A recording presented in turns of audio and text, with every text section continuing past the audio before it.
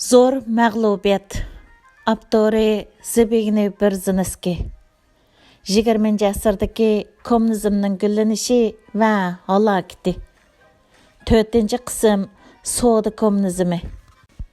Jungo kommunizmining islohatining muvaffaqiyat qozonish ehtimolligi cho'ng. Bu muvaffaqiyat Jungoni zo'r manfaatlantirdi.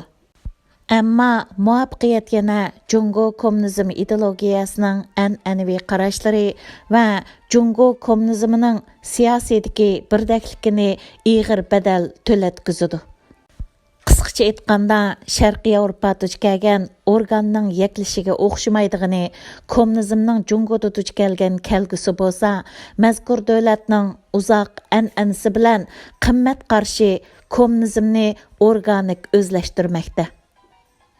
Buningdan keyingi necha 10 yilda texmi zamonaviylashgan, texmi kuchaygan Jungo dunyoning siyosiy va iqtisodiy sahnasida muhim rol o'ynashi mumkin. Jungoning tarixiy ahamiyatga ega gullanish musobaqasiga yetakchilik qilishda Kompartiya hukmronlarining o'zimi yetakchi ideya jihatdagi zo'r o'zgarishni boshdan kechirmoqda.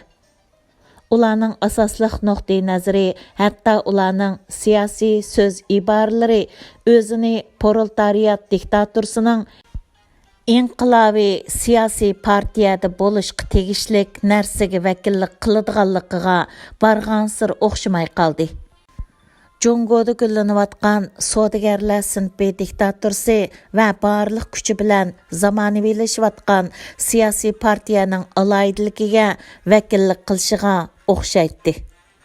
Darvaqa Jungo Kompartiyasi azaldan haqiqiy proletariat sinfining siyosiy partiyasi emas. Texmi aniqini aytganda, mazkur partiyaning ko'p qism rahbarlari eng dastlabda hukumatga norozi bo'lgandan keyin marksizm inqilobchilariga aylangan bir qism radikal o'quvchilar edi. Ayni chog'da millatchilar, dehqonlar va shahar fuqarolari kunsir uyg'onayotgan, ammo zulmat qoplagan Jungodan intayin norozi edi. Ularning norozilik kayfiyati bir-birini ilhomlantirdi hamda uzluksiz eshib bordi. Bu g'oyalik aktivlar noroziliklarni bir maydon tarqoq holatdagi ideologiya inqilobiga muvaffaqiyatlik aylantirdi. Ularning bu inqilobi proletariat kompartiyasining bayrog'i ostida elib berilgan. Bu siyosiy partiya eng dastlab, ya'ni bo'libmi 50-yillarning beshida butunlay degidek Sovet ittifoqi andisiga asosan tuzilgan tez suratda sanoatlashtirish planini yo'l qo'yish orqali Jungoni o'zgartishdan iborat burchini tamomladi. 20 yildan keyin davlat ichidagi uzilmay ko'rilayotgan mag'lubiyatlarni yengish uchun mazkur partiyaning ikkinchi avlod rahbarlariga garchi yanala Deng Xiaopingdan iborat birinchi avlod inqilobchilardagi hayot rahbarlik qilsimi, lekin mazkur partiyani o'xshamaydigan bir yo'lga boshlab mangdi. Sirtqi dunyoga eshikni keng ochishni, jamiyatni zamonaviylashtirishni amalga oshirishning vositasi qildi. Sirtqi dunyo Jungoning muhim savdo sheriki bo'la oladiganligini oldin ko'rib yetdi. Jungo kommunizmining tarixiy izi Sharqiy Yevropa yoki Sovet ittifoqi kommunizmiga zo'r darajada o'xshamaydi. Sharqiy Yevropa kommunizmi bilan o'xshamaydigini Jungo kommunizmi asosiy jihatdan o'z yerida o'sib yetilgan, ham chet eldan kirgizmagan, ham sirtqi kuchlar majburiy tangmagan. Jungo kompartiyasining ko'p qism rahbarlarini hatto Sovet ittifoqi tarbiyalamagan. Jungo inqilobining asosliq shaxslarimi darjima-darja yetishib chiqqan. Ba'zi rahbarlar, masalan, Mao Zedong bilan judo generalmi aslida radikal o'quvchi edi.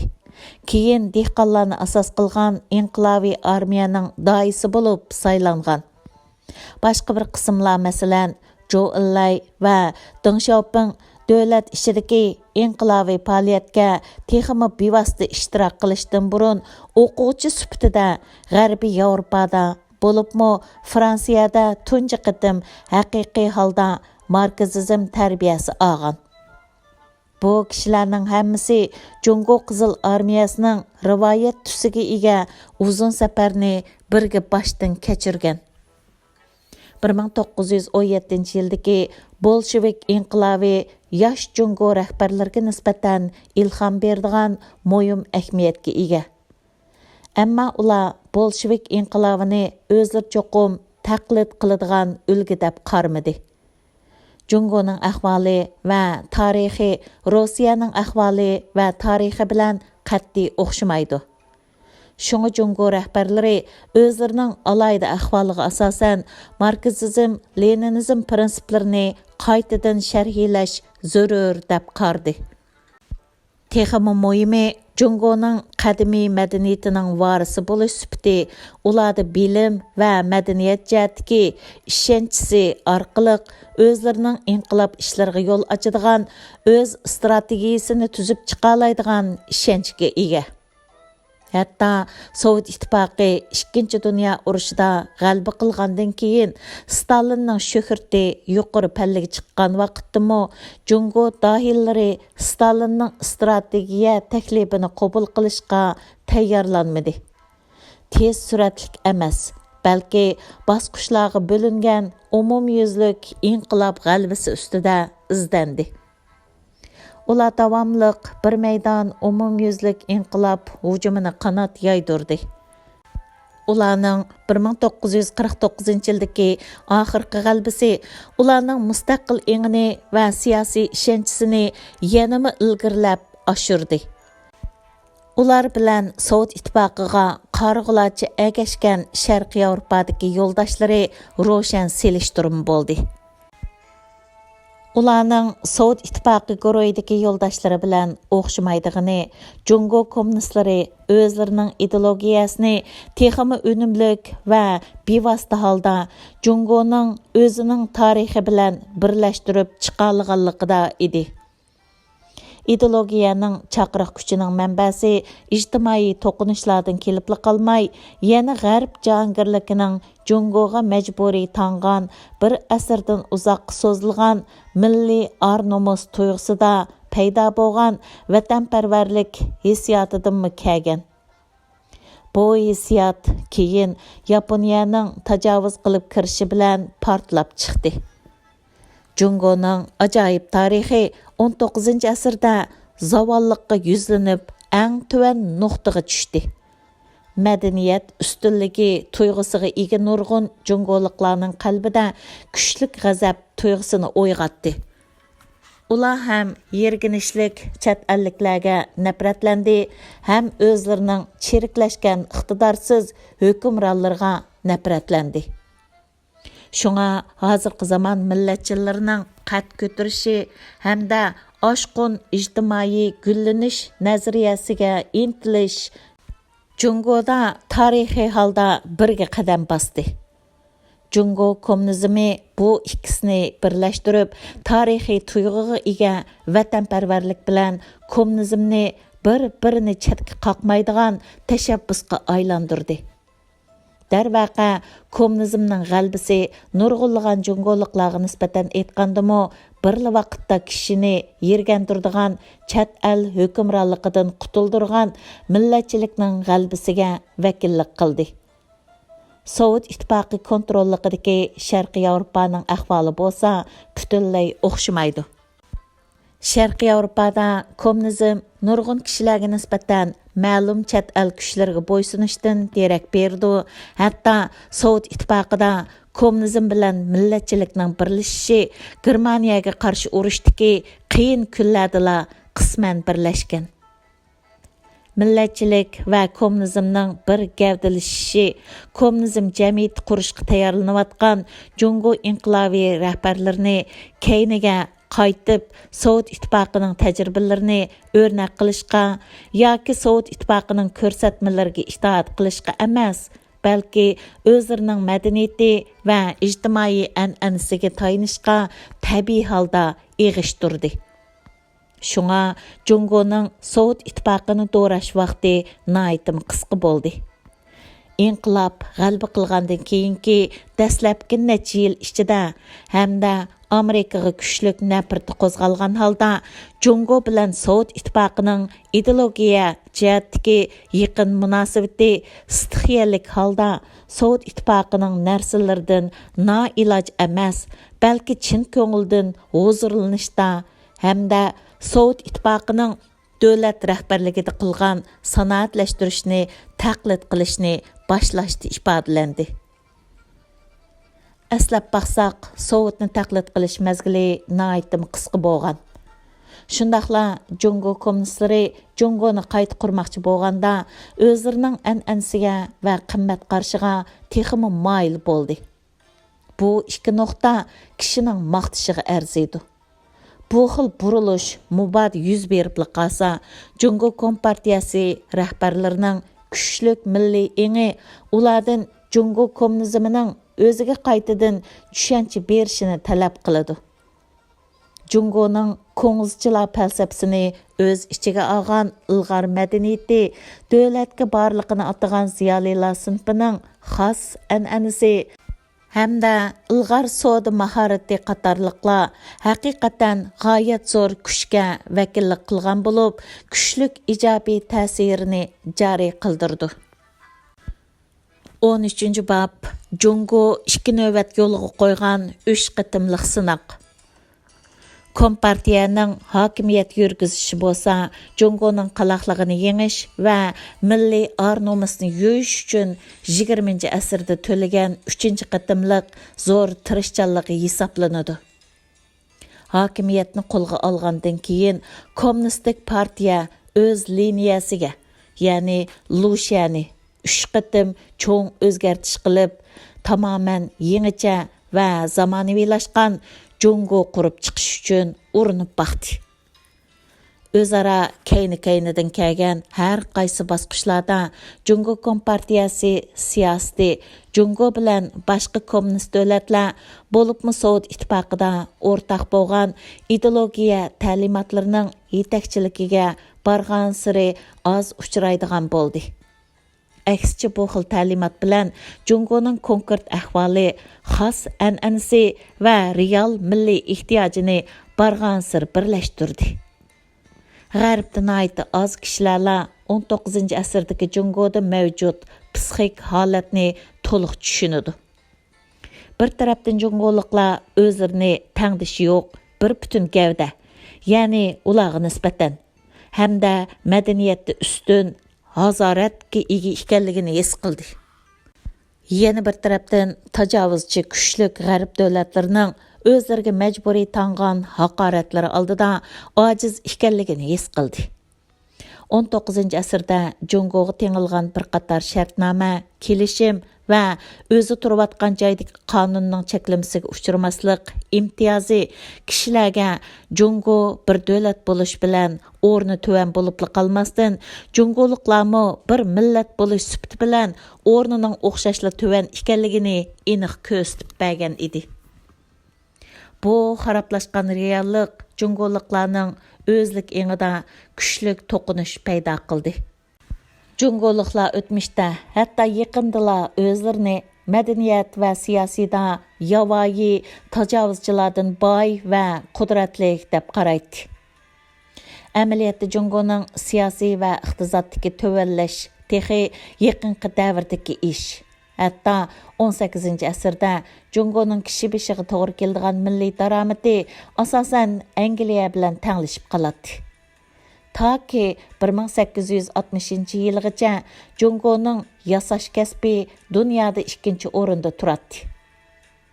Paul Kennedy'ning cho'ng davlatning gullanishi va halokati degan kitobidagi bayonlarga asoslanganda Jungoning sanoat mahsuloti dunyoning 19.7%ni egallagan bo'lib, 19.9% bilan birinchi o'rinda turgan Angliyadan azroqli tuvan bo'lib, boshqa barliq davlatlardan zo'r darajada eshib ketgan. Darvaqa Jungo 20-asrning dastlabida butkul dunyoning taxminan 3dan 1 atrofidagi mahsulotni ishlab chiqarg'uchi cho'ng davlat bo'lib, boshqa har qanday davlatdan oldida turadi. Bu paktlar G'arbda eqib yurgan Jungo degan qashshoq va tushkun imperiya, jo'shqun va ruhliq yevropaliklar xohlagancha bo'zaq qilsa bo'ladi degan qarashlarga raddiya beradi. Bu paktlar yana Jungoliklar G'arbdan nemishqa shuncha nafratlanadi? Jungoliklar nemishqa G'arb bilan bo'lgan farqni yo'qotib, tarixdagi shuhratini asliga keltirishga shunchalik aldiraydi deganni tushunib olishga yordam berdi. Natijada 20-asr Jungoliklarning qaytadan o'yg'inib, davlatini gullantirish va tartibga solish uchun ko'rsatgan 3 qitimliq tirishchanligini o'z ko'zi bilan ko'rdi. Aradan har qanday bir qitimliq tirishchanligi tanho yoki alohida tarixiy hodisa emas. Har qitimliq tirishchanlikning oldi-keynida bir qism tarixiy voqealar hamroh bo'ldi. Bu voqealar zich giralashgan, texmi zo'r tarixiy zanjirning bir qismini tashkil qildi. Jungoliklarning ularning xarablashgan ahvoliga qarta ifodalagan uda oshgan g'azab nafrati bu tarix zanjirini davomliq uzartdi. Lekin bu voqealar boshlamchi shaxslar tarafidan o'ng'ayli ayirib chiqildi. 20-asrda Jungo inqilovidagi 3 mashhur shaxs Sun Jong-san, Jiang Jieshi, Mao Zedonglar bu tarixiy voqealarga rahbarlik qildi. Bu uchaylarning har biri faqat Jungo namratlarining kuchlik noroziligidan emas, yana o'zliksiz ishiyotgan millatchilikdan. Bo'libmi Jungo o'quvchilarining millatchilik ideyasidan siyosiy kuch oldi. Har biri yana chet ellarning siyosiy ideyasidan o'rnak olib, Jungoni gullantirishdagi ta'limot va Jungoni gullantirishga yetakchilik qiladigan harakat barpo qildi. Birinchi qitimliq sinoq 1911-yili Sun Jong-san rahbarligidagi Shinxay inqilobidir. U asosligi G'arb dunyosiga tava asosiy qonunchilik, jumhuriyat, millatchilik uqumi bilan Jungoning amaliyotini birlashtirishga urindi. Bu qitimliq urinish yana qisman holda Yaponiyaning ta'siriga uchirdi. Chunki Yaponiya G'arbning sanoat va tashkillash natijalarini muvaffaqiyatli taqlid qilgandek qiladi. Gerçi reallik eng oxirida koni davrdagi kuchlik madaniyat va siyosiy qaldiqlar oldida uning tirishchanliklari g'albaga erishalmaganligini isbotlab bergan bo'lsa-mu, Sun Jong-san tirishchanlik ko'rsatgan vaqt dal Jungoning chirik podshohlik tuzumi jon talshiyotgan payti bo'lib, u egillagan tarixiy payt intayin muvofiq edi. Bir mezgillik ma'lumotchilikdan keyin uning Jungo vaziyatini 20 yil atrofida ostin ustin qilayotgan agash kuchisi texmi yuqori gullantirish o'lchimini o'ttirg'a qo'ydi. Jiang Jieshining inqilobimi o'xshashla bir qitimliq G'arbning hozirgi zamon ideya to'lqini bilan davolg'ib turgan Jungo vaziyatini birlashtirishni sinoq qilishdir. Ammo ikkinchi qitimliq sinoqda birlashtirish bilan birinchi qitimliq sinoqdagi ahvol yiroqlab ketdi. Garchi ilgari Jiang Jieshi Sovet ittifoqida tarbiya olgan hamda iqtidorli kompartiya ziyolilari bilan yangi Jungo qurish ko'rishiga birga qatnashgan bo'lsa-mu, ammo millatchilik bilan kommunizmning bir mavqega kelishi ittifoqlashish orzusini chiqish qilgan xolos. Atalmış birlik sapning barbod bo'lishi bilan Kuomintang kompartiya hamkorligimi 1927-yil oxirlashdi. Orqadinla 22 yildan ortiq uzilmay davomlashgan kompartiyaga qarshi kurash boshlanib ketdi. Jiang Jieshi armiyaga ahamiyat beradi. Armiyani Jungoning ojizlashining va siyosiy jihatda bo'linib ketishining oldini olishdagi qurol deb qaraydi. U yangicha milliy birlik engini bildirish uchun Sovet kompartiyasi va Yevropadagi bir qism fashist siyosiy partiyalarga intayin o'xshaydigan monopol siyosiy partiya Avam partiyasi, ya'ni Kuomintangni qurib chiqdi. O'zi e'tiqodni xristian diniga o'zgartdi. Birli vaqtda Jungo an'anasiga intayin ahamiyat berdi, ham pat-pat ziyolilarga xos stilni namoyon qildi.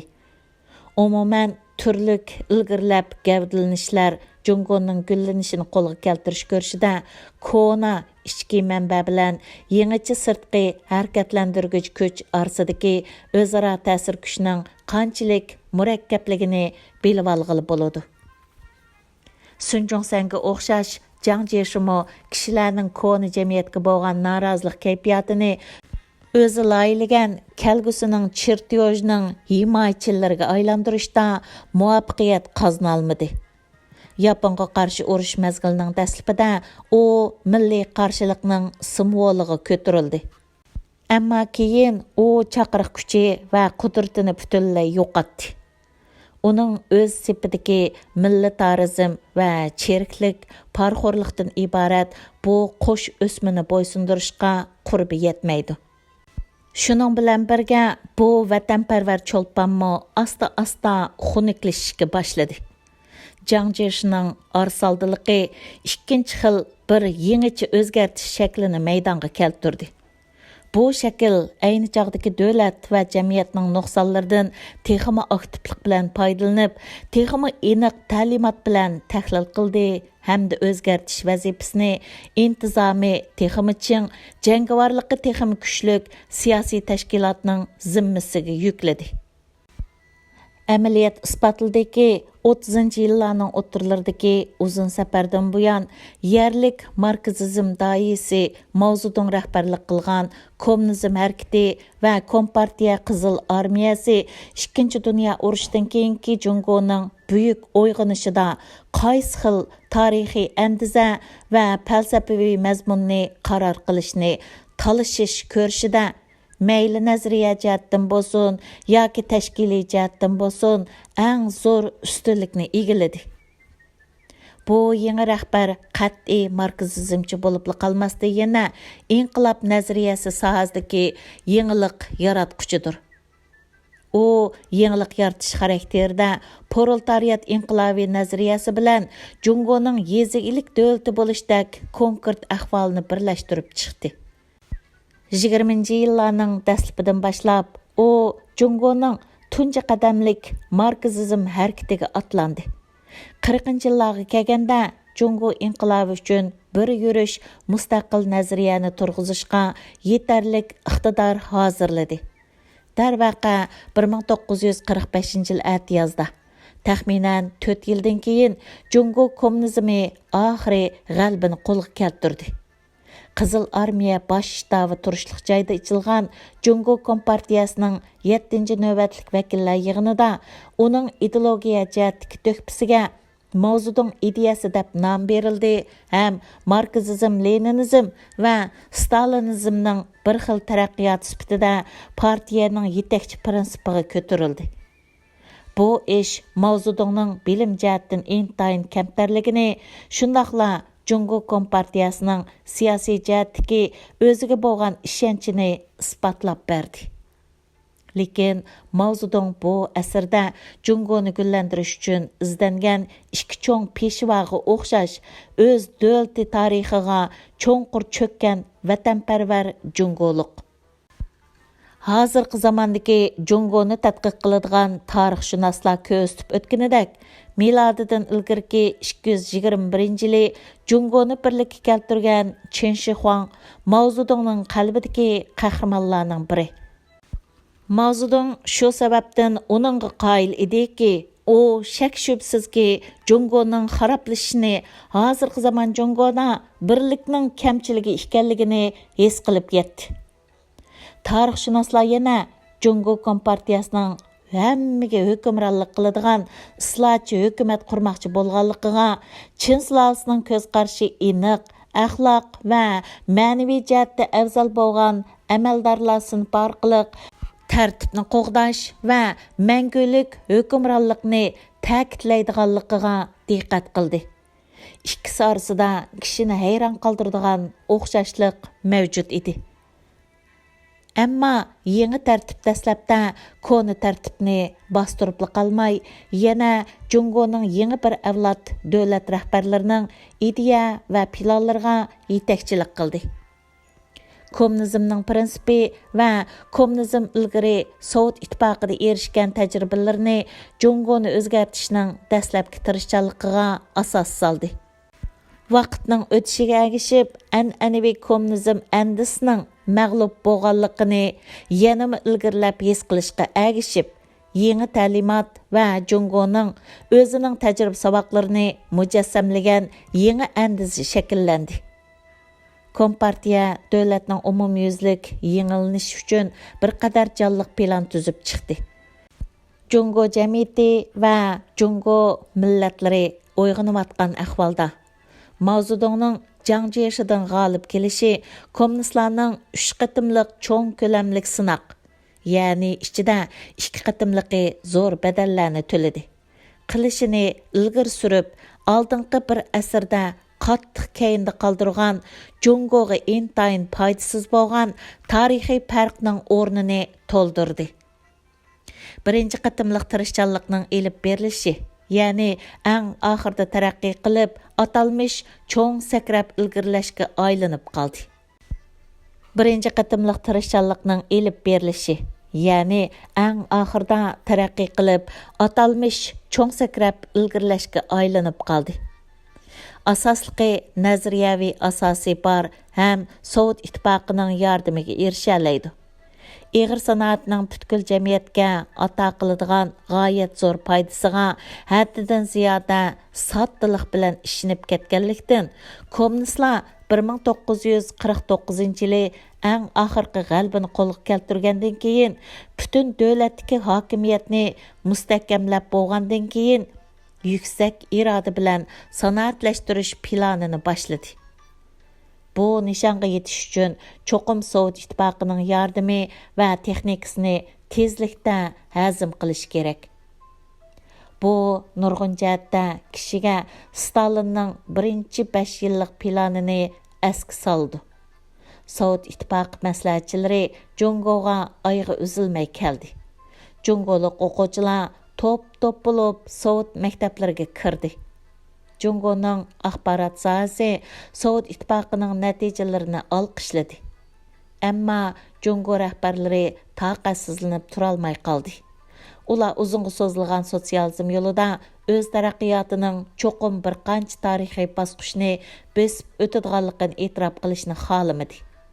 Ularning nazariya jihatdagi qiziqqanligi va Sovet ittifoqining keyindan mengishni xohlamaslik xohishi eng oxiri 1958-yili 5-oyda ochilgan 8-navbatlik mamlakatlik vakillar qurultayining 2-qatimliq yig'inida Cungo'ning yezigiligini kooperativlashtirish va iqtisodni sanoatlashtirishni amalga oshirishdagi jiddiy planini o'ttirg'a qo'yishni keltirib chiqardi. Dal kishilar e'tirof qilganidek, hukumat ta'limoti va obyektiv san-sifirlardan iborat 2 o'lcham bo'yicha dangsiganda Cungo yanala asosiy jihatdan qaloq yezigilik davlatdi.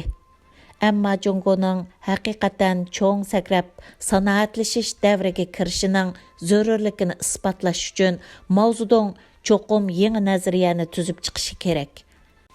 Cungo Kompartiyasining rahbarlari o'zlarining ta'limotini xohlagancha o'zgartganda hech qanday qo'rqinchaqlik qilib boqmadi.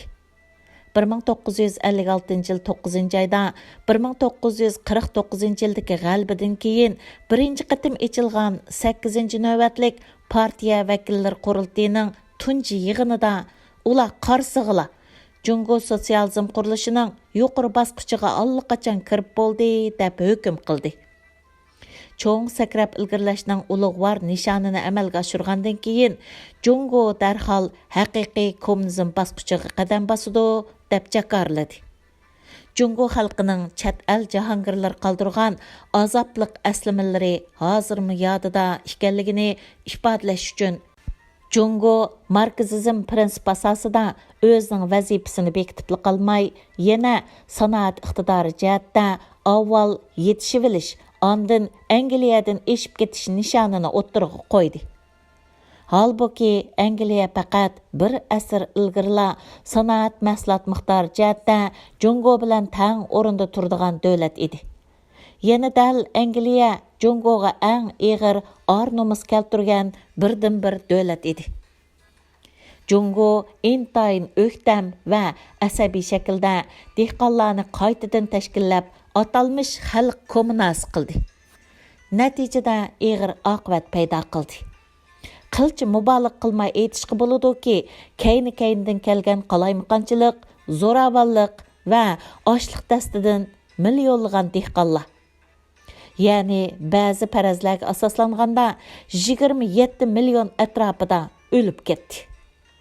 Jungoning sanoat jihatdagi ahvolimi yaxshi bo'lmadi. Jungo Sovet munosabati buzilganlikdan iqtisodiy vaziyati yomonlashdi. Bu buzilish 50-yillarning oxiridagi Sovet ittifoqining Jungoga qaratgan barliq yordamlarini talto'kis to'xtatishni keltirib chiqardi.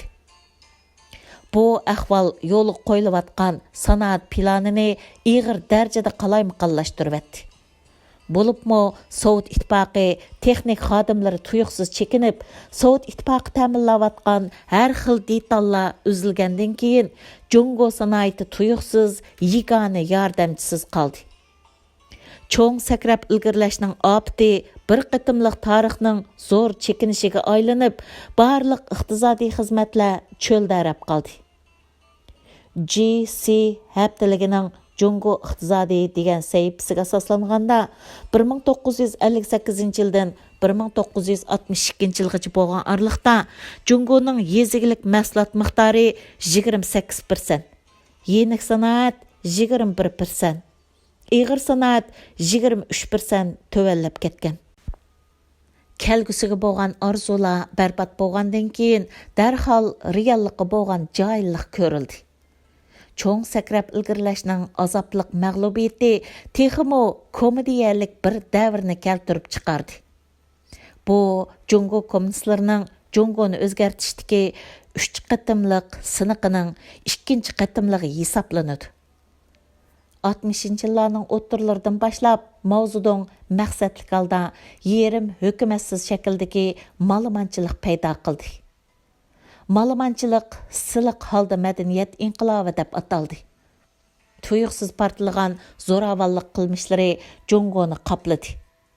Qirib oljigan Mao Zedong qo'l ostidagilarni inqilobni ulg'aytishni maqsad qilgan kurashda bir-birini o'zaro vayron qilishga kuch ko'rdi. Sovet ittifoqining tajriba savoqlari bu chog'da talto'kis tanqid qilinib, inqilobga qarshi revizionizmning mahsuloti deb qaraldi. Shunga cho'qim navbatda huquq tutayotgan amaldorlarga qarshi turish va ko'nilikqa qarshi ichki kurash orqali inqilobning soplig'ini asliga keltirmoqchi bo'ldi. Oqibat Jungo 1966 yildan boshlab 70 yillarning o'ttirlarigacha bir qator dahshatlik tozalashlarni boshdan kechirdi. Millionlagan partiya kadrlari va harbiy komandirlar, ya'ni ularning ichida uzun safarga qatnashgan va Jungo inqilobida eng hurmatlashga erishgan dangliq shaxslarmi bor, qirib tashlandi. Necha million kishi turmalarga qamaldi va emgak bilan o'zgartish lagerlariga qo'g'landi. Garchi kishilar to'g'ri sonliq ma'lumotlarni bilishga mangu amalsiz bo'lsa-mu, ammo bu davrning ahvoli nurg'un jihatda Stalinizmning eng zulmatlik, terrorlik va qirg'inchilik yillaridagi ahvolga intayin o'xshaydi. Zo'rliq harakatlarini asosliq Mao Zedong bilan uning bir qancha muhim sherigi qutratgan. Siyosiy varislik huquqini talashish shiddatli ko'rishida zo'ravonlik qilmishi barg'ansir keskinlashdi. Dal bu kurashda hech bo'lmaganda Mao Zedongning varis qilib bekitilgan 2 nafar izbosari avval rasa adibini yegandan keyin hayotidan ayrildi. Mao Zedongning qobil xizmatdoshi Zhou Enlai'mo necha yil savrchanlik bilan xizmat qildi. Ofatdan saqlanib qolgan bir qism yuqori qatlam rahbarlar, masalan, Deng Xiaopingning xizmati tadrijiy asliga keltirildi. Shuningdan keyin andin madaniyat inqilobining buzg'unchiligi kontrol qilindi. 1976 yılı 9 ayda Mao Zedong vafot bo'lgandan keyin normal vaziyatni asliga keltirish musofasida ondan bo'sish xarakterlik taraqqiyot bo'ldi. Shundaq bo'lsa-mu, faqat 5 yil o'tgandan keyin Deng Xiaoping ondan hokimiyatni o'zining qo'lida mustahkam kontrol qildi. 1982 yıl 9 ayda içilgan 12 qatımlıq partiya vakillar yığınida onun asaslık rahbarlarının xizmeti bekar qilindi.